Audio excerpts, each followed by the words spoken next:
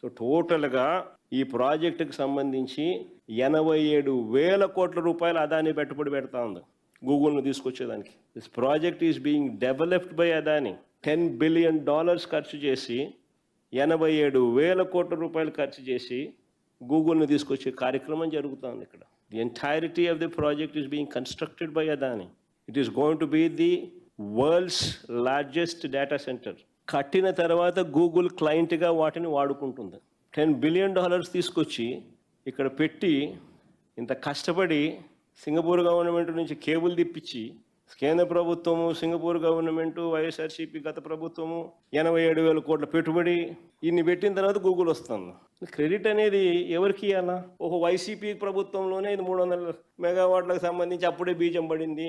అప్పుడే గూగుల్కు అదానికి ఉన్న రిలేషన్షిప్ అప్పటి నుంచే ఉన్నది. అప్పుడే జగన్ ప్రభుత్వం, వైసీపీ ప్రభుత్వం సింగపూర్ గవర్నమెంట్కి లేఖ రాసింది.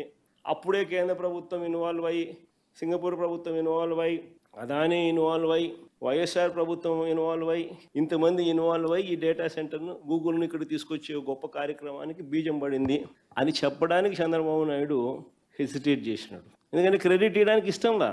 సింగపూర్ విశాఖపట్నం 3,900 కిలోమీటర్లు. ఈ 3,900 కిలోమీటర్ల మేర వైజాగ్కు కేబుల్ వేయాలా. అదానీ డేటా సెంటర్ ఏర్పాట్లో భాగంగా ఈ కేబుల్ తీసుకొని రావాలి.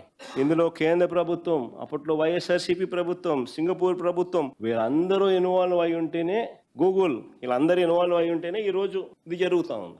చాలా చాలా ఇంపార్టెంట్ విషయం ఇది. ఇప్పుడు అంతా అయిపోయిన తర్వాత ఈయన సుందర ముఖార విందాన్ని చూసి గూగుల్ వచ్చేసినట్టుగా ఆయన బిల్డప్ ఇచ్చేసేయడము,